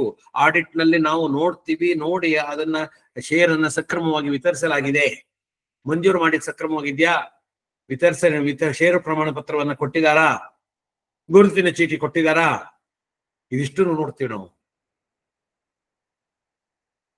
ಹಾಗೇನೆ ಸಾಲದ ಅರ್ಜಿ, ಕರಾರು ಪತ್ರಗಳು. ಸಾಲದ ಅರ್ಜಿ ಹೇಗಿರಬೇಕು, ಅದು ಕರಾರು ಪತ್ರಗಳು ಹೇಗಿರಬೇಕು, ಆಯಾ ಸಾಲಕ್ಕೆ ಸರಿಯಾಗಿ ಆಯಾ ಅರ್ಜಿಗಳು ಬೇರೆ ಬೇರೆ ತರ ಇರ್ತದೆ. ನಾವು ಒಂದೇ ಸಾಲದ ಫಾರ್ಮ್ಯಾಟ್ ಮಾಡ್ಕೊಳ್ತೀವಿ, ಮಾಡ್ಬೋದು. ಈಗಿನ ಡಿಜಿಟಲ್ ಫಾರ್ಮ್ಯಾಟ್ ನಲ್ಲಿ ಅದನ್ನು ಕೂಡ ಸಾಧ್ಯ ಇದೆ. ಹಾಗಾಗಿ ಅರ್ಜಿದಾರರ, ಜಾಮೀನ್ದಾರರ ವಿವರದೊಂದಿಗೆ ಏನ್ ಮೊತ್ತ, ಸಾಲ ಎಷ್ಟು ಬೇಕು, ಭದ್ರತೆ ವಿವರ ಏನು ಅನ್ನೋದು ಬೇಕಾಗತ್ತೆ. ಹಾಗೆ ಈ ಕರಾರು ಪತ್ರದಲ್ಲಿ ಬಾಕಿ ಎಲ್ಲ ಅವಧಿ, ಸಾಲ ಎಷ್ಟು, ಯಾವ ವಿಧದ ಸಾಲ, ಎಷ್ಟು ಮೊತ್ತ, ಅವಧಿ ಏನು, ಕಂತುಗಳ ಸಂಖ್ಯೆ ಏನು, ಬಡ್ಡಿ ದರ ಏನು, ಮರುಪಾವತಿ ನಿಬಂಧನೆಗಳೇನು, ಸುಸ್ತಿ ಆದ್ರೆ ಏನ್ ಮಾಡಕ್ಕೆ ವಹಿಸುವ ಕ್ರಮಗಳೇನು, ಭದ್ರತೆ ಏನ್ ಕೊಟ್ಟಿದ್ದಾರೆ ಇತ್ಯಾದಿ ಎಲ್ಲ ವಿವರಗಳು ಇರಬೇಕು. ಹಾಗೆ ಠೇವಣಾತಿ ರಸೀದಿ, ಠೇವಣಿ ರಸೀದಿಗಳಲ್ಲಿ ಹೆಚ್ಚು ಹೇಳುವಂತ ಏನು ವಿಚಾರ ಇರೋದಿಲ್ಲ. ಠೇವಣಿದಾರರ ಸಂಪೂರ್ಣ ವಿವರ ಇರಬೇಕು. ಜಂಟಿಯೋ ಒಂಟಿಯೋ ಅನ್ನೋದು ಹೇಳಬೇಕು. ನಾಮಿನಿ ವಿವರ ಇರಬೇಕು. ಸಾಲಗಾರರಿಗೆ ನಾಮಿನಿ ಇರೋದಿಲ್ಲ, ಆದರೆ ಸಾಲಗಾರರಿಗೆ ಜಾಮೀನ್ದಾರ ಇರ್ತಾರೆ. ಇದಕ್ಕೆ ಠೇವಣಿದಾರರಿಗೆ ನಾಮಿನಿ ಇರ್ತಾರೆ. ಯಾವ ವಿಧದ ಠೇವಣಿ, ಎಷ್ಟು ಮೊತ್ತ, ಅವಧಿ ಏನು ಇತ್ಯಾದಿಗಳ ವಿವರಗಳಿರ್ಬೇಕು. ಬಡ್ಡಿ ದರ ಏನು, ಇದಗಳೆಲ್ಲ ವಿವರಗಳಿರಬೇಕು. ರಸೀದಿಯಲ್ಲಿ ಹಿಂಭಾಗದಲ್ಲಿ ನವೀಕರಣ ಮಾಡ್ಕೊಳ್ಳಿಕ್ಕೆ ಅವಕಾಶ ಇರಬೇಕು. ಯಾಕಂದ್ರೆ ಠೇವಣಿಯನ್ನು ನವೀಕರಣ ಮಾಡುವಂತಹ ಇದಿದೆ, ಅದಷ್ಟು ಇರ್ಬೇಕಾಗತ್ತೆ. ಸೊ ಇದಾಗಿತ್ತು ಸ್ನೇಹಿತರೆ ಇವತ್ತಿನ ಒಂದು ಅವಧಿಯಲ್ಲಿ ವ್ಯಾವಹಾರಿಕ ದಾಖಲೆಗಳು, ಆಡಳಿತಾತ್ಮಕ ದಾಖಲೆಗಳು ಅನ್ನೋದು ಏನು ಅಂತ. ಇಂತಹ ದಾಖಲೆಗಳನ್ನ ನಿರ್ವಹಣಾ ಪದ್ಧತಿ ಏನು, ಮೇಂಟೆನೆನ್ಸ್ ಆಫ್ ರೆಕಾರ್ಡ್ಸ್ ಹೇಗಿರ್ಬೇಕು, ದಾಖಲೆಗಳನ್ನ ಸೃಜನೆ ಮಾಡೋದ್ರ ಜೊತೆಗೆ ನಿರ್ವಹಣೆ ಮಾಡೋದು ಕೂಡ ಅತಿ ಇಂಪಾರ್ಟೆಂಟ್. ಯಾವ ರೀತಿ ನಾವು ಮೇಂಟೈನ್ ಮಾಡ್ಬೇಕಾಗತ್ತೆ ಇದನ್ನ. ಈ ದಾಖಲೆಗಳನ್ನ ವ್ಯವಸ್ಥಿತವಾಗಿ ಮತ್ತು ಸಂರಕ್ಷಿತವಾಗಿ ಇಟ್ಕೊಳ್ಬೇಕಾಗಿರುವಂತಹ ಹೊಣೆಗಾರಿಕೆ ಇರ್ತದೆ. ಸುರಕ್ಷಿತವಾಗಿ ಇರ್ಬೇಕಾಗತ್ತೆ. ಎಲ್ಲ ದಾಖಲೆಗಳು ನಮ್ಮಲ್ಲಿ ಅದನ್ನ ಸೇಫ್ ಆಗಿ ಇಟ್ಕೊಳ್ಬೇಕಾಗತ್ತೆ. ಈ ದಾಖಲೆಗಳನ್ನ ಕಾಪಾಡುವ ರೀತಿಯ ಬಗ್ಗೆ ಸಕಲ ಪಾಲಿಸಿ, ರೆಕಾರ್ಡ್ಸ್ ಕೀಪಿಂಗ್ ಪಾಲಿಸಿ ಯಾರು ಮಾಡ್ತಾರೆ? ಕಾಯ್ದೆ ಮಾಡತ್ತಾ? ಇಲ್ಲ. ಸದಸ್ಯರು ಮಾಡ್ತಾರ? ಇಲ್ಲ. ಮುಖ್ಯ ಕಾರ್ಯನಿರ್ವಹಣಾಧಿಕಾರಿ ಮಾಡ್ತಾನ? ಇಲ್ಲ. ಆಡಳಿತ ಮಂಡಳಿ ಮಾಡತ್ತೆ. ಆಡಳಿತ ಮಂಡಳಿ ಪ್ರತಿ ಎಲ್ಲ ದಾಖಲೆಗಳನ್ನ ನಿರ್ವಹಣೆ ಯಾರು ಮಾಡ್ಬೇಕು, ಹೇಗಿರ್ಬೇಕು, ರೀತಿ ನೀತಿಗಳೇನು, ಅದನ್ನ ಸಂರಕ್ಷಣಾ ಕ್ರಮ ಏನು, ಅಭಿರಕ್ಷೆ ಯಾರ ರೆಸ್ಪಾನ್ಸಿಬಿಲಿಟಿಯಲ್ಲಿ ಇರ್ತದೆ, ಯಾರ ಹತ್ರ ಇರ್ತದೆ, ಇದನ್ನೆಲ್ಲ ಮಂಡಳಿ ನಿರ್ಧರಿಸಬೇಕು. ಮಂಡಳಿ ಏನು ನಿರ್ಧಾರ ಮಾಡತ್ತೋ ಅದೇ ರೀತಿ ಅದನ್ನ ನಿರ್ವಹಿಸ್ಲಿಕ್ಕೆ, ಅದನ್ನ ಜಾರಿಗೊಳಿಸ್ಲಿಕ್ಕೆ ಮುಖ್ಯ ಕಾರ್ಯನಿರ್ವಹಣಾಧಿಕಾರಿ ಕ್ರಮ ಇಡಬೇಕು. ಮಂಡಳಿಯ ದಾಖಲೆಗಳನ್ನ ಕಾಪಾಡುವ ರೀತಿ ನೀತಿಗಳನ್ನ ನಿಗದಿಪಡಿಸುವಂಥದ್ದು, ಪಾಲಿಸಿಗಳನ್ನ ಮಾಡುವಂಥದ್ದು ಮಂಡಳಿಯ ಜವಾಬ್ದಾರಿ ಆಗಿದ್ದರೆ, ಆ ಮಂಡಳಿಯ ಜವಾಬ್ದಾರಿಯನ್ನ ಜಾರಿಗೊಳಿಸುವಂಥದ್ದು ಮುಖ್ಯ ಕಾರ್ಯನಿರ್ವಹಣಾಧಿಕಾರಿಯ ಪ್ರಕಾರ್ಯಗಳು ಅಥವಾ ಅವನ ಹೊಣೆಗಾರಿಕೆ. ದಾಖಲೆಗಳ ನಿರ್ವಹಣೆ ಬಗ್ಗೆ ಒಂದಿಷ್ಟು ಮಾಹಿತಿಯನ್ನು ಹಂಚ್ಕೊಳ್ತೀನಿ, ನೀವು ಅದನ್ನ ಅರ್ಥ ಮಾಡ್ಕೊಂಡಿರಿ. ಫಸ್ಟ್ ಆಫ್ ಆಲ್ ದಾಖಲೆಗಳನ್ನ ಕ್ಲಾಸಿಫೈ ಮಾಡ್ಬೇಕು. ನಾವು ದಾಖಲೆಗಳನ್ನ ಕ್ಲಾಸಿಫೈ ಮಾಡ್ಬೇಕು. ಎಲ್ಲಾ ದಾಖಲೆಗಳನ್ನು ಒಂದೇ ಕಡೆ ಇಡ್ತೀವಿ, ಒಂದೇ ತರ ಇಡ್ತೀವಿ ಅಲ್ಲ. ಯಾವ ದಾಖಲೆಗಳು ಯಾವ ಕೆಲಸಕ್ಕೆ ಉಪಯೋಗಿಸ್ತೀವೋ ಅದರ ಸ್ವರೂಪ ಮತ್ತು ಪ್ರಾಮುಖ್ಯತೆಗೆ ಅನುಗುಣವಾಗಿ ವರ್ಗೀಕರಿಸಬೇಕು. ಕೆಲವು ಲೆಸ್ಸರ್ ಪ್ರಾಮುಖ್ಯತೆ ಇದೆ, ಹೊರಗಡೆ ಇಡ್ತೀವಿ. ಇಂಪಾರ್ಟೆಂಟು ಲಾಕರ್ ಅಲ್ಲಿ ಇಡ್ತೀವಿ. ಹಾಗಾಗಿ ಅವುಗಳ ಸ್ವರೂಪ ಏನು, ನೇಚರ್ ಏನು ಮತ್ತು ಅವರ ಇಂಪಾರ್ಟೆನ್ಸ್ ಏನು ಅನ್ನೋದ್ರ ಪ್ರಕಾರ ವರ್ಗೀಕರಣ ಆಗ್ಬೇಕು, ಕ್ಲಾಸಿಫೈ ಆಗ್ಬೇಕು. We need to classify them according to their nature and also importance. Important ಆಗಿದ್ರೆ ಸ್ವಲ್ಪ ಸುರಕ್ಷಣೆ ಜಾಸ್ತಿ ತಗೊಳ್ತೀವಿ. ಉದಾಹರಣೆಗೆ ಸದಸ್ಯರ ದಾಖಲೆಗಳು, ಹಣಕಾಸು ದಾಖಲೆಗಳು, ಫೈನಾನ್ಷಿಯಲ್ ಡಾಕ್ಯುಮೆಂಟ್ಸ್, ಕಾನೂನು ದಾಖಲೆಗಳು, ಲೀಗಲ್ ಡಾಕ್ಯುಮೆಂಟ್ಸ್, ಈ ರೀತಿ ಎಲ್ಲ ಬೇರೆ ಬೇರೆ ದಾಖಲೆಗಳನ್ನ ಬೇರೆ ಬೇರೆ ರೀತಿಯಲ್ಲಿ ಇಡ್ತೀವಿ. ಕೆಲವೊಂದು ಫೈಲಿಂಗ್ ಮಾಡ್ತೀವಿ, ಕೆಲವೊಂದನ್ನು ಡ್ರೋಸರ್ ಅಲ್ಲಿ ಇಡ್ತೀವಿ, ಕೆಲವೊಂದನ್ನು ಹೊರಗಡೆ ಇಡ್ತೀವಿ, ಬೇರೆ ಕಡೆ ಇಡ್ತೀವಿ, ಡಬಲ್ ಲಾಕಲ್ಲಿ ಇಡ್ತೀವಿ, ಸಿಂಗಲ್ ಲಾಕಲ್ಲಿ ಇಡ್ತೀವಿ. ಹಾಗೆ ಅದರ ನಿರ್ವಹಣೆ, ಫೈಲ್ ಮ್ಯಾನೇಜ್ಮೆಂಟ್, ಪ್ರತಿಯೊಂದು ದಾಖಲೆಗಳ ಪ್ರತಿ ವರ್ಗದ ದಾಖಲೆಗಳನ್ನು ನಿರ್ವಹಿಸುವಾಗ ಅವುಗಳಿಗೆ ಸಂಬಂಧಪಟ್ಟಂತಹ ಒಂದು ಕಡತವನ್ನು ನಿರ್ವಹಿಸಬೇಕು. ಆ ಕಡತದಲ್ಲಿ ಅವುಗಳಲ್ಲಿ ಯಾರು ಉಪಯೋಗಿಸ್ತಾ ಇದ್ದಾರೆ, ಯಾರು ತಗೊಂಡೋಗಿದ್ರು, ಯಾರು ತಂದಿಟ್ಟಿದ್ದಾರೆ, ಅಥವಾ ಎಲ್ಲಿದೆ ಏನು ಅನ್ನೋದ್ರ ಬಗ್ಗೆ ಎಲ್ಲ ಇರಬೇಕು. ಪ್ರತ್ಯೇಕ ಕಡತಗಳು, ಪ್ರತ್ಯೇಕವಾದ ಫೈಲ್ಗಳನ್ನ ಮಾಡಬೇಕು ಮತ್ತು ಅವಳನ್ನು ಸ್ಪಷ್ಟವಾಗಿ ಲೇಬಲ್ ಇಡಬೇಕು. ಹಾಗೆ ದಾಖಲೆಗಳ ನಿರ್ವಹಣೆಯಲ್ಲಿ ಅತಿ ಮುಖ್ಯವಾದಂತಹ ಇನ್ನೊಂದು ವಿಚಾರ ಅಂದ್ರೆ ಸಂಖ್ಯೆ ಮತ್ತು ದಿನಾಂಕ. ಎಲ್ಲ ಸೀರಿಯಲ್ ನಂಬರ್ ಇರಬೇಕು, ಯಾವಾಗ ಕ್ರಿಯೇಟ್ ಆಗಿದೆ ಅನ್ನೋದ್ರ ಇರಬೇಕು. ಒಂದು ವಿಶಿಷ್ಟವಾದ ದಿನಾಂಕವನ್ನ, ವಿಶಿಷ್ಟವಾದ ಸಂಖ್ಯೆ ಇರ್ತದೆ, ಅದಕ್ಕೊಂದು ಸೀರಿಯಲ್ ನಂಬರ್ ಬೇರೆ ತರದಲ್ಲಿ ಕೊಡಿ. 001 ಬೇಕು ಅಂತಿಲ್ಲ. ಅದರ ಪೂರ್ವಭಾವಿಯಾಗಿ ಪ್ರಿಫಿಕ್ಸ್ ಆಗಿ ಬೇರೆ ಬೇರೆ ಆಲ್ಫಾಬೆಟ್ ಗಳನ್ನು ಉಪಯೋಗಿಸ್ಕೊಂಡು ನಾವು ಇಂಥ ದಾಖಲೆಗಳು ಅಂತೇಳಿ ಗೊತ್ತಾಗೋ ಹಾಗೆ ಮಾಡಬಹುದು. ಹಾಗಾಗಿ ಪ್ರತಿ ದಾಖಲೆಗಳು ಒಂದು ವಿಶಿಷ್ಟವಾದ ಸಂಖ್ಯೆ ಇರ್ತದೆ, ಮತ್ತೆ ಅದು ಕ್ರಿಯೇಟ್ ಆಗಿರುವಂತ ದಿನಾಂಕ ಇರಬೇಕು. ಮತ್ತೆ ಇದರಿಂದಾಗಿ ಏನಾಗತ್ತೆ, ನಮಗೆ ದಾಖಲೆಗಳನ್ನು ಎಲ್ಲಿಡ್ತಾ ಇದೀವಿ, ಹೇಗಿಡ್ತಾ ಇದೀವಿ ಅಂತೇಳಿ ನಾವು ಮುಂದೆ ಯಾವತ್ತು ರಿಟ್ರೀವಲ್ ಮಾಡ್ಬೇಕು ಅಂದ್ರೆ ದಾಖಲೆಗಳನ್ನು ಹುಡುಕ್ಲಿಕ್ಕೆ ಸಹಾಯ ಆಗತ್ತೆ. ಈ ದಾಖಲೆಗಳನ್ನ ಭೌತಿಕವಾಗಿರ್ಬೋದು ಅಥವಾ ಡಿಜಿಟೈಸ್ ಆಗಿರ್ಬೋದು. ಡಿಜಿಟೈಸ್ ಆಗಿದ್ರು ಹೀಗೆ ಇರ್ಬೇಕಾಗತ್ತೆ. ನಾನು ಎರಡನ್ನೂ ನಿಮಗೆ ಎಕ್ಸ್ಪ್ಲೇನ್ ಮಾಡ್ತೀನಿ. ಭೌತಿಕ ಸಂರಕ್ಷಣೆ ಹೇಗಿರ್ಬೇಕು, ಭೌತಿಕವಾದಂತಹ ದಾಖಲೆಗಳು ಅಂದ್ರೆ ಫಿಸಿಕಲ್ ಆಗಿ ಹೇಗೆ ಡಾಕ್ಯುಮೆಂಟೇಶನ್ ನಾವು ಮಾಡಬೇಕು ಮತ್ತು ಅದನ್ನ ಸಂರಕ್ಷಣೆ ಮಾಡಬೇಕು ಅಂತ ಹೇಳಿದ್ರೆ ಭೌತಿಕ ದಾಖಲೆಗಳನ್ನ ನಿರ್ವಹಣೆ ಮಾಡುವಲ್ಲಿ ಕೆಲವೊಂದು ಚಾಲೆಂಜಸ್ ಇದೆ ಸ್ನೇಹಿತರೆ. ಎಸ್ಪೆಷಲಿ ಧೂಳು, ಹ್ಯುಮಿಡಿಟಿ ಅಥವಾ ತೇವಾಂಶ ಅಥವಾ ಕೀಟಗಳಿಂದ ರಕ್ಷಿಸಬೇಕು. ಅದು ಗೆದ್ಲಿಡಿ ಬರ್ಬೋದು, ಅಥವಾ ಈ ಒಂದು ಸಿಲ್ವರ್ ಫಿಶ್ ಬರ್ಬೋದು, ಜಿರ್ಲೆ ಇತ್ಯಾದಿ ಕೀಟಗಳು ಬರ್ಬೋದು. ಅದರಿಂದ ಸಂರಕ್ಷಣೆ ಮಾಡಬೇಕು. ಅವಳು ಸುರಕ್ಷಿತವಾದ ಜಾಗದಲ್ಲಿ ಇಡಬೇಕು. ಲಾಕ್ ಮಾಡಲಾದ ಕಪಾಟಲ್ಲಿ ಇರಬೇಕು. ಬೆಂಕಿ ಮತ್ತು ಇತರ ಹಾನಿಗಳಿಂದ ರಕ್ಷಿಸ್ಲಿಕ್ಕೆ ಕ್ರಮ ತಗೊಳ್ಬೇಕು. ಮಳೆ ಬಂದಾಗ ತೋಯಬಾರ್ದು, ಬೆಂಕಿ ಬಂದಾಗ ಬೆಂಕಿಗೆ ಹೋಗ್ಬಾರ್ದು, ಚಳಿಗಾಲದಲ್ಲಿ ಮಳೆಗಾಲದಲ್ಲಿ ನಮ್ಗೆ ವೇರಿಯೇಷನ್ ಆಗ್ಬಾರ್ದು, ಅದು ಸರಿಯಾಗಿರ್ಬೇಕು. ಇದು ಭೌತಿಕವಾದಂತಹ ದಾಖಲೆಗಳು. ಇನ್ನು ಡಿಜಿಟಲ್ ದಾಖಲೆಗಳಿದೆ. ಡಿಜಿಟಲ್ ದಾಖಲೆಗಳಾದ್ರೆ ಏನ್ ಮಾಡ್ಬೇಕು? ಡಿಜಿಟಲ್ ಅಂದ್ರೆ ಕಂಪ್ಯೂಟರೈಸ್ಡ್, ಸ್ಕ್ಯಾನ್ ಮಾಡಿ ಇಟ್ಕೊಂಡಿದೀವಿ, ಅದನ್ನ ಹೇಗೆ ಮಾಡ್ಕೊಳ್ಬೇಕು? ಆ ತರ ಎಲ್ಲ ಪ್ರತಿಗಳನ್ನ ಸ್ಕ್ಯಾನ್ ಮಾಡಿ ಇಟ್ಕೊಂಡಿರೋದನ್ನ ಸುರಕ್ಷಿತವಾದಂತ ಸರ್ವರ್ ಅಥವಾ ಕ್ಲೌಡ್ ಸಂಗ್ರಹಣೆಯಲ್ಲಿ ಬ್ಯಾಕಪ್ ಮಾಡಿ ಇಟ್ಕೊಳ್ಬೇಕು. ಹಾಗಾಗಿ ಅಲ್ಲಿ ಕೂಡ ಚಾಲೆಂಜಸ್ ಇದೆ. ನಿಯಮಿತವಾಗಿ ಆ ಬ್ಯಾಕಪ್ ಅನ್ನ ನವೀಕರಿಸ್ತಾ ಇರಬೇಕು, ಅಂದ್ರೆ ಇನ್ಕ್ರಿಮೆಂಟಲ್ ಬ್ಯಾಕಪ್ ಮಾಡ್ತಾ ಇರಬೇಕು. ಈವನ್ ದಾಖಲೆಗಳ ನಿರ್ವಹಣೆಯಲ್ಲಿ ಇನ್ನೊಂದೇನು ಅಂದ್ರೆ ಆಕ್ಸೆಸಿಬಿಲಿಟಿ ಕಂಟ್ರೋಲ್. ಯಾರ್ಯಾರಿಗೆ ಯಾವ್ಯಾವ ದಾಖಲೆಗಳು ಬೇಕೋ ಅವರು ಮಾತ್ರ ಆ ದಾಖಲೆಗಳು ಮುಟ್ಟಬಹುದು, ಬೇರೆ ಯಾರಿಗೂ ಮುಟ್ಲಿಕ್ಕೂ ಅವಕಾಶ ಇಲ್ಲ, ಪ್ರವೇಶಕ್ಕೂ ಅವಕಾಶ ಇಲ್ಲ. ಅಂದ್ರೆ ಎಂಟ್ರಿ ರೆಸ್ಟ್ರಿಕ್ಷನ್. ದಾಖಲೆಗಳನ್ನ ಯಾವ ಕೊಠಡಿಯಲ್ಲಿ ನಿರ್ವಹಿಸ್ತಾ ಇದ್ದಾರೋ ಅಲ್ಲಿ ಯಾರು ಪ್ರವೇಶಿಸಬಹುದು, ಯಾರು ಹೋಗ್ಬಾರ್ದು. ಅನಧಿಕೃತ ಪ್ರವೇಶವನ್ನು ತಡೆಯಲೇಬೇಕು. ಇದಿಷ್ಟು ದಾಖಲೆಗಳ ನಿರ್ವಹಣೆ ಬಗ್ಗೆ. ಆದ್ರೆ ದಾಖಲೆಗಳ ವಿಲೇವಾರಿ ಬಗ್ಗೆ ಒಂದಿಷ್ಟು ತಿಳ್ಕೊಳ್ಳೋಣ. ದಾಖಲೆಗಳ ವಿಲೇವಾರಿ ಅಂದ್ರೆ ಅದನ್ನ ನಾಶ ಮಾಡುವಂಥದ್ದು. ನಾವು ಕೆಲವು ಸಾರಿ ದಾಖಲೆಗಳನ್ನು ವಿಲೇವಾರಿ ಮಾಡ್ಬೇಕಾಗತ್ತೆ, ನಾವು ನಾಶ ಮಾಡ್ಬೇಕಾಗತ್ತೆ.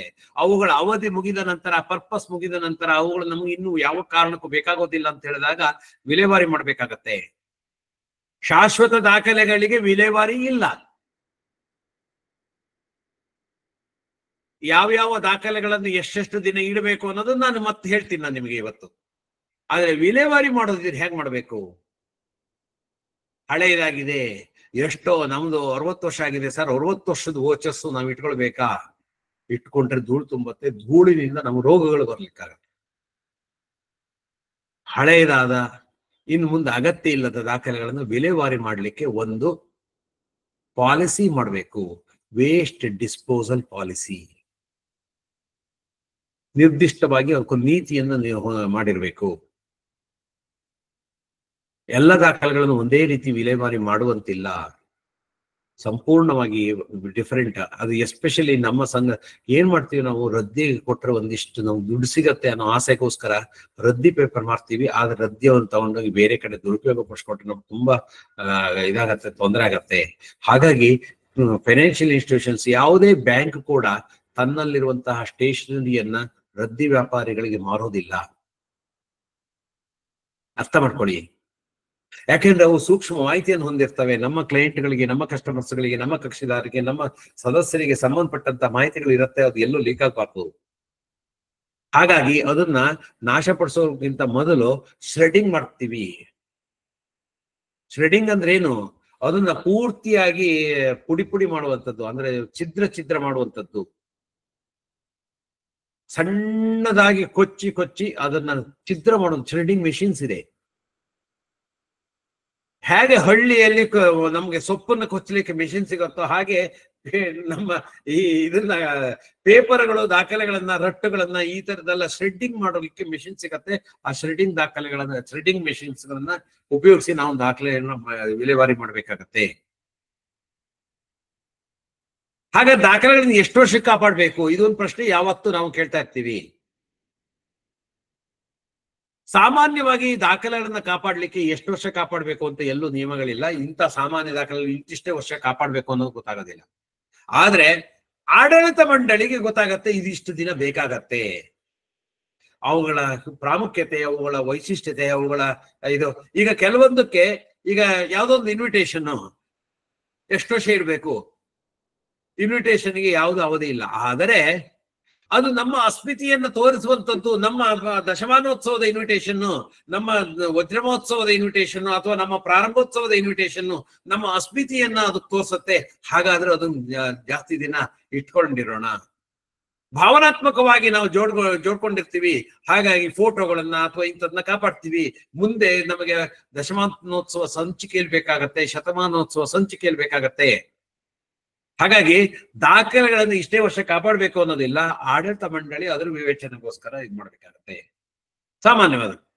ಇನ್ನು ಲೆಕ್ಕಪತ್ರದ ದಾಖಲೆಗಳು.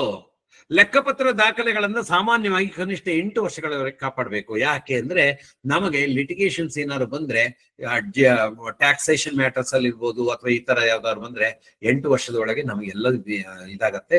ಸಾಮಾನ್ಯವಾಗಿ 8 ವರ್ಷದವರೆಗೆ ಇಡ್ಬೇಕು. ಹಾಗಂತ 8 ವರ್ಷಕ್ಕೆ ನಾಶ ಮಾಡ್ಲೇಬೇಕಾ? ಇಲ್ಲ. Management has to take a call. ನಾವು 8 ವರ್ಷ ಕಾನೂನಾತ್ಮಕವಾಗಿ 8 ವರ್ಷ ಅಂತ ಹೇಳುತ್ತೆ, ನಾವು 2 ವರ್ಷ ಸೇರ್ಸೋಣ, 10 ವರ್ಷ ಇಡೋಣ, ಜೈ. ಕಾನೂನು 8 ವರ್ಷ ಹೇಳುತ್ತೆ, ನಾವು 6 ವರ್ಷಕ್ಕೆ ನಾಶ ಮಾಡೋಣ, ತಪ್ಪು ಅಲ್ವಾ? ಹಾಗೆ ಮ್ಯಾನೇಜ್ಮೆಂಟ್ನವರು ಡಿಸೈಡ್ ಮಾಡಬೇಕು, ಕಾನೂನಲ್ಲಿ ಹೇಳಿರುವಂತಹ ಅವಧಿಗಿಂತ ಜಾಸ್ತಿ ಎಷ್ಟು ವರ್ಷ ಇಡ್ಬೋದು, ನಿಮ್ಮ ಅನುಕೂಲ, ನಿಮ್ಮ ಅವಶ್ಯಕತೆ, ನಿಮಗಿರುವಂತಹ ಅಗತ್ಯಗಳನ್ನು ನೋಡಿಕೊಂಡು ನೀವು ನಿರ್ಧಾರ ಮಾಡ್ಬೋದು. ಅಂದ್ರೆ ಕೆಲವೊಂದು ಕಾಯ್ದೆಗಳಲ್ಲಿ, ಲೆಕ್ಕಪತ್ರಗಳಿಗೆ ಕೂಡ ಬೇರೆ ಬೇರೆ ಕಾಯ್ದೆಗಳು ಅನ್ವಯಿಸುತ್ತೆ. ಇನ್ಕಮ್ ಟ್ಯಾಕ್ಸ್ ಅನ್ವಯಿಸುತ್ತೆ, GST ಅನ್ವಯಿಸುತ್ತೆ. ಎಲ್ಲ ಸ್ಕ್ರೂಟಿನಿಗೆ ಬಂತು, ಅಪೀಲ್ ಹೋಗ್ಬೇಕಾಗತ್ತೆ. ಈ ತರದೆಲ್ಲ ಆದಾಗ ನಮ್ಗೆ ಬೇಕಾಗತ್ತೆ. ವ್ಯಾವಹಾರಿಕ ದಾಖಲೆಗಳು. ವ್ಯಾವಹಾರಿಕ ದಾಖಲೆಗಳಿಗೆ ನಿರ್ದಿಷ್ಟವಾಗಿ ಇಷ್ಟೇ ದಿನ ಇಡಬೇಕು ಅಂತಿಲ್ಲ. ಆದರೆ ಸಮಯಮಿತಿ ಕಾಯ್ದೆ ಒಂದಿದೆ. ಅದರ ಪ್ರಕಾರ ನಮಗೆ ಯಾವುದೇ ಒಂದು ಟ್ರಾನ್ಸಾಕ್ಷನ್ ಆದ್ರೆ 3 ವರ್ಷದವರೆಗೆ ಲಿಟಿಗೇಷನ್ ಮಾಡ್ಲಿಕ್ಕೆ ಅವಕಾಶ ಇದೆ. ಹಾಗಾಗಿ ಸಾಲ ಯಾವ ವ್ಯವಹಾರ ಇದೆಯೋ ಅದು ಮುಗಿದ ನಂತರ 3 ವರ್ಷದವರೆಗೆ ನಾವು ಕಾಪಾಡಬೇಕು. ಉದಾಹರಣೆಗೆ ಸಾಲ ತಗೊಂಡಿದ್ದೆ, ಸಾಲ ತೀರುವಳಿಯಾದ ಬಳಿಕ 3 ವರ್ಷದೊಳಗೆ ಕಾಪಾಡಬೇಕು. ಸದಸ್ಯತ್ವದ ದಾಖಲೆಗಳು. ಸದಸ್ಯತ್ವದ ದಾಖಲೆಗಳು ಸದಸ್ಯರು ಇರುವಂತವರಿಗೂ ಇರಬೇಕು. ಸರ್, ಅರ್ಜಿ ಸಲ್ಲಿಸಿ 3 ವರ್ಷ ಆಗಿದೆ, ಈಗ ನಾವು ನಾಶ ಮಾಡ್ಬೋದಾ? ಇಲ್ಲ. ಅವನ ಸದಸ್ಯತ್ವ ಊರ್ಜಿತದಲ್ಲಿ ಇದೆಯೋ ಹಾಗಾದ್ರೆ ಕಂಟಿನ್ಯೂ ಮಾಡಿ. ಅವನ ಸದಸ್ಯತ್ವದ ಅರ್ಜಿ ಲಾಸ್ಟ್ ಅವನ ಸದಸ್ಯತ್ವ ತೆಗೆದುಕೊಂಡು ಹೋದ ನಂತರದ 3 ವರ್ಷದವರೆಗೆ ಇರಬೇಕು. ಕಾನೂನು ದಾಖಲೆಗಳು. ಕಾನೂನು ದಾಖಲೆಗಳಲ್ಲಿ ಕೆಲವೊಂದು ಶಾಶ್ವತವಾಗಿ ಇರಬೇಕು, ಕೆಲವೊಂದನ್ನ ಆಯಾ ಕಾನೂನು ಇದಕ್ಕೆ ಸರಿಯಾಗಿ ಏನ್ ಮಾಡ್ಕೊಳ್ಬಹುದು. ಅಂದ್ರೆ ಒಪ್ಪಂದ ಆಗಿದೆ, ಒಪ್ಪಂದದ ಡಾಕ್ಯುಮೆಂಟ್ಸ್ ಅನ್ನ ಒಪ್ಪಂದ ಮುಗಿದ ನಂತರ 3 ವರ್ಷದವರೆಗೆ ಇಟ್ಕೊಳ್ಬಹುದು. ಕೆಲವೊಂದು ರೀತಿ ನೀತಿಗಳು, ಕಾನೂನುಗಳು, ಪಾಲಿಸಿಗಳು ಈ ತರದಿದ್ರೆ ಪರ್ಮನೆಂಟ್ ಆಗಿ ಇಟ್ಕೊಳ್ಬೇಕಾಗತ್ತೆ. ಹಾಗಾಗಿ ಇದೆಷ್ಟಕ್ಕೂ ಸೇರಿಸಿ ಮ್ಯಾನೇಜ್ಮೆಂಟ್ನವರು ಒಂದು ಸೂಕ್ತವಾದಂತಹ ನಿಯಮವನ್ನು ಇದು ಮಾಡಬೇಕು. ದಾಖಲೆಗಳನ್ನು ಎಷ್ಟು ವರ್ಷ ಕಾಪಾಡಬೇಕು ಅನ್ನೋದಕ್ಕೆ ಯಾವುದೇ ನಿರ್ದಿಷ್ಟತೆ ಇಲ್ಲದೆ ಹೋದ್ರು ಸಾಮಾನ್ಯವಾಗಿ ನಾವು ಏನೇನ್ ಮಾಡ್ತೀವಿ, ನೋಂದಣಿ ಪತ್ರ ಇಂತಹ ಶಾಶ್ವತ ದಾಖಲೆಗಳು ಸಹಕಾರಿಯಲ್ಲಿ ಶಾಶ್ವತವಾಗಿ ಇರಬೇಕು. ಬಾಡಿಗೆ ಕರಾರು, ಸಾಲ ಪತ್ರಗಳು ಇಂಥದ್ದಾದ್ರೆ ಅದು ಅಧಿಕೃತವಾಗಿ ಮುಗಿದ ನಂತರದ 3 ವರ್ಷದವರೆಗೆ ನಿರ್ವಹಿಸಬೇಕು. ಆ ನವೀಕರಣಗೊಂಡಿಲ್ಲ ಹಾಗಾದ್ರೆ ಅಲ್ಲಿ ಮುಕ್ತಾಯ ಆಗಿದೆ, ಅದರ ನಂತರ 3 ವರ್ಷ. ಯಾಕೆಂದ್ರೆ ಸಮಯಮಿತಿ ಕಾಯ್ದೆ ಪ್ರಕಾರ ಯಾವುದೇ ವ್ಯಾಜ್ಯವನ್ನ ಹಾಕ್ಬೇಕು ಅಂದ್ರೆ ನಮಗಿರೋ ಅವಧಿ 3 ವರ್ಷ ಮಾತ್ರ. 3 ವರ್ಷದ ನಂತರ ಅದರ ಮೇಲೆ ವ್ಯಾಜ್ಯ ಹಾಕ್ಲಿಕ್ಕೆ ಬರೋದಿಲ್ಲ, ಹಾಗಾಗಿ ಅದು ಮುಗಿಯುತ್ತೆ. ಆದಾಯ ತೆರಿಗೆ ಕಾಯ್ದೆ ಅನ್ವಯ ಸಹಕಾರಿ ತನ್ನ ಪತ್ರಗಳನ್ನ 10 ವರ್ಷ, ಇಲ್ಲಿ 8 ವರ್ಷ ಅನ್ನೋದು ಹೌದಾದ್ರೂ ನಮಗೆ ಅಸೆಸ್ಮೆಂಟ್ ಇಯರ್ ಮತ್ತು ಅಕೌಂಟಿಂಗ್ ಇಯರ್ ಅನ್ನೋದ್ರ ವ್ಯತ್ಯಾಸದಿಂದ 10 ವರ್ಷ ಕಾಪಾಡಬೇಕು. ಇನ್ನು ಅತಿ ಮುಖ್ಯವಾಗಿ ದೂರು ವ್ಯಾಜ್ಯಗಳಿಗೆ ಸಂಬಂಧಪಟ್ಟಂತ ದಾಖಲೆಗಳನ್ನ ಯಾವಾಗ ಅಂತಿಮವಾಗಿ ಅದು ಕೊನೆಗೊಳ್ಳುತ್ತೋ ಅಲ್ಲಿಯೂ ಅದರ ನಂತರ 3 ವರ್ಷ ಕಾಪಾಡಬೇಕು. ಯಾವುದೋ ಒಂದು ರವೀಂದ್ರನಾಥ್ ಸಾಲ ತಗೊಂಡಿದ್ದಾನೆ, ಯಾವುದೋ ಒಂದು ವಾದ ವಿವಾದ ರಿಪೇಮೆಂಟ್ ಬಗ್ಗೆ ಅಥವಾ ಬಡ್ಡಿದಾರ ಬಗ್ಗೆ ಯಾವುದೋ ಒಂದು ಇದರಲ್ಲಿ ವ್ಯತ್ಯಾಸ ಆಯ್ತು, ವಾದ ವಿವಾದ ಆಯ್ತು, ಅದು ವ್ಯಾಜ್ಯ ಆಯ್ತು. ಅವನು ರವೀಂದ್ರನಾಥನ ಮೇಲೆ ಸಂಸ್ಥೆ ದೂರನ್ನು ದಾಖಲೆ ಮಾಡುತ್ತೆ, AR ಕೋರ್ಟ್ ಅಲ್ಲಿ ನಮ್ಮಂತೆ ಆಗತ್ತೆ. ರವೀಂದ್ರನಾಥ್ ಅಪೀಲ್ ಹೋಗ್ತಾನೆ DR ಕೋರ್ಟ್ ಅಲ್ಲಿ ಅಥವಾ ಸಿವಿಲ್ ಕೋರ್ಟ್ಗಳಲ್ಲಿ, ಅದು ಹೈಕೋರ್ಟ್ಗೆ ಹೋಗುತ್ತೆ, ಸುಪ್ರೀಂ ಕೋರ್ಟ್ಗೆ ಹೋಗುತ್ತೆ. ಎಲ್ಲಿವರೆಗೆ ಅದು ಅಂತಿಮವಾಗಿ ತೀರ್ಮಾನ ಆಗಿದೆಯೋ ಅಂತಿಮ ತೀರ್ಮಾನ ಆದ ನಂತರ 3 ವರ್ಷದ ಕಾಪಾಡಬೇಕು. ಹೈಕೋರ್ಟ್ ನಲ್ಲಿ ತೀರ್ಮಾನ ಆಯ್ತು, ಸುಪ್ರೀಂ ಕೋರ್ಟಿಗೆ ಹೋಗ್ಲಿಕ್ಕೆ 1 ವರ್ಷ ಅವಧಿ ಇದೆ. 1 ವರ್ಷದ ನಂತರ ಯಾವುದೋ ಸಕಾರಣ ನೀಡಿ ವಿಳಂಬ ಮನ್ನಿಸ್ಲಿಕ್ಕೆ ಅಂದ್ರೆ ಡಿಲೇ ಕಂಡೋನೇಷನ್ಗೆ ಅಪೀಲ್ ಮಾಡಿಕೊಂಡು ಅವನಿಗೆ 2 ವರ್ಷದವರೆಗೆ ಅಪೀಲ್ ಮಾಡಬಹುದು. ಹಾಗಾಗಿ ನಮಗೆ ಆ ಸಾಧ್ಯತೆಗಳನ್ನ ಗಣನೆಗೆ ತಗೊಂಡು ನಾವು 3 ವರ್ಷದವರೆಗೆ ಅಂತಹ ದಾಖಲೆಗಳನ್ನ ಕಾಪಾಡಬೇಕಾಗತ್ತೆ. ಇನ್ನು ಲೆಕ್ಕ ಪರಿಶೋಧನಾಂಶಗಳು ಯಾವ್ದ್ಯಾವುದು? ಈ ದಾಖಲೆಗಳ ಮೇಂಟೆನೆನ್ಸ್ ಅಲ್ಲಿ ಯಾವ ದಾಖಲೆಗಳನ್ನ ಲೆಕ್ಕ ಪರಿಶೋಧಕರು ಯಾವ ರೀತಿ ಪರಿಶೀಲನೆ ಮಾಡಬೇಕು? ಯಾಕೆಂದ್ರೆ ಇದು ಹೊಸದಾಗಿ ನಾನು ಸೇರಿಸಿರುವಂತಹ ಅಂಶ. ಪ್ರತಿ ವಾರದಲ್ಲಿ ಇದೊಂದು ಅಂಶವನ್ನ ಲಾಸ್ಟ್ ಸ್ಲೈಡ್ ತೋರಿಸ್ತೀನಿ. ಯಾಕೆಂದ್ರೆ ಅನೇಕ ನನ್ನ ಸನ್ಮಿತ್ರರು ಚಾರ್ಟರ್ಡ್ ಅಕೌಂಟೆಂಟ್ಸ್ ಇದ್ದಾರೆ. ನಾವು ಇದರಲ್ಲಿ ಏನೇನು ನೋಡ್ಬೇಕಾಗತ್ತೆ ಅನ್ನೋದನ್ನು ತಿಳಿಸಿ ಅಂತ ಹೇಳಿದ್ರಿಂದ ಇದನ್ನ ನಾನು ಅವರ ಇದಕ್ಕೋಸ್ಕರ ತೋರಿಸ್ತಾ ಇದೀವಿ. ಇವನ್ನ ನಾವು ಕೂಡ ನಮ್ಮ ಸಹಕಾರಿಗಳು ಕೂಡ ಇದನ್ನು ಏನು ಅವ್ರು ನೋಡ್ತಾರೆ ಅನ್ನೋದನ್ನ ಗೊತ್ತಾಗತ್ತೆ. ಯಾವ ವರ್ಷ ಆಡಿಟ್ ಮಾಡ್ತಾ ಇದ್ದೀವೋ ಆ ವರ್ಷದಲ್ಲಿ ಏರ್ಪಟ್ಟಂತಹ ಪ್ರತಿಯೊಂದು ಕರಾರು ಒಡಂಬಡಿಕೆಗಳು ಸಕ್ರಮವಾಗಿದೆಯಾ, ಅದರಲ್ಲಿ ನಮ್ಮ ಅಸಿಂಧುವಾದಂತಹ ಅಂಶಗಳು ಅಥವಾ ಬೇಡದೇ ಇರುವಂತಹ ಅಂಶಗಳು ಅಥವಾ ಕಾನೂನಿಗೆ ವಿರುದ್ಧವಾದಂತಹ ಅಥವಾ ಕಾಯ್ದೆಗೆ ವಿರುದ್ಧವಾದಂತಹ ಅಥವಾ ಯಾವುದೇ ಒಂದು ಉಪನಿಯಮಗಳಿಗೆ ಅಥವಾ ಉಪವಿಧಿಗಳಿಗೆ ವಿರುದ್ಧವಾಗಿರುವಂತಹ ಯಾವುದೇ ಅಥವಾ ಸಹಕಾರಿ ಹಿತಾಸಕ್ತಿಗೆ ವಿರುದ್ಧವಾಗಿರುವಂತಹ ಯಾವ್ದಾದ್ರೂ ಕ್ಲಾಸ್ಗಳಿದೆಯಾ ಅದನ್ನ ನೋಡಿ ನಾವು ಇದು ವರದಿ ಸಾಲಿನಲ್ಲಿ ಏರ್ಪಟ್ಟಂತದ್ದು. ಅಂದ್ರೆ agreements, all those agreements are contracts which are entered in the current year for which we are auditing. ಹಾಗಾಗಿ ಆ ಕರಾರುಗಳು ಸರಿಯಾಗಿದೆಯಾ, ಹಾಗೆ ವ್ಯಾವಹಾರಿಕ ದಾಖಲೆಗಳು ಅದು ಕೂಡ ಡಿಸ್ಕಸ್ ಮಾಡಿದ್ವಿ ಇವತ್ತು. ಸಾಲದ ಪತ್ರಗಳು ಸಕ್ರಮವಾಗಿದೆಯಾ, ಅದರಲ್ಲಿರೋ ಅಂಶಗಳೆಲ್ಲ ಸರಿಯಾಗಿದೆಯಾ, ಈ ವರ್ಷ ಯಾವ ಸಾಲದ ಪತ್ರಗಳಿದಾವೆ, ಯಾವ ಠೇವಣಾತಿ ಪತ್ರಗಳಿದಾವೆ, ಯಾವ್ದು ಬೇರೆ ದಾಖಲೆಗಳು ವ್ಯಾವಹಾರಿಕ ದಾಖಲೆಗಳಿದಾವೆ ಅವುಗಳು ಸರಿಯಾಗಿದೆಯಾ, ದಾಖಲೆಗಳ ನಿರ್ವಹಣೆ ಸರಿಯಾಗಿದೆಯಾ, ಸಂರಕ್ಷಣಾ ಜವಾಬ್ದಾರಿ ಸರಿಯಾಗಿದೆಯಾ, ವಿಲೇವಾರಿ ಮಾಡುವಂತ ಕ್ರಮಗಳ ಬಗ್ಗೆ ಏನಾದ್ರು ಸರಿಯಾಗಿದೆಯಾ, ಅದಕ್ಕೆ ವಿ ನೀಡ್ ಟು ಕಮೆಂಟ್, ಅದಕ್ಕೆ ಟಿಪ್ಪಣಿ ನೀಡಬೇಕಾಗತ್ತೆ. ಯಾವ್ದಾದ್ರು ದಾಖಲೆ ಸರಿಯಾಗಿಲ್ಲ ಅಂತ ಹೇಳಿದ್ರೆ ಅದ್ರ ಬಗ್ಗೆ ವಿಶೇಷವಾಗಿ ಉಲ್ಲೇಖಿಸಿ ಟಿಪ್ಪಣಿ ನೀಡಬೇಕಾಗತ್ತೆ. ಅದು ನ್ಯೂನತೆಗಳಿಗೆ ಬರುತ್ತೆ. ಸೊ ಇದಾಗಿತ್ತು ಸ್ನೇಹಿತರೆ. ಸರಿಸುಮಾರು 47 ನಿಮಿಷಗಳ ಕಾಲ ನಾವು ಡಿಸ್ಕಸ್ ಮಾಡಿದ್ವಿ.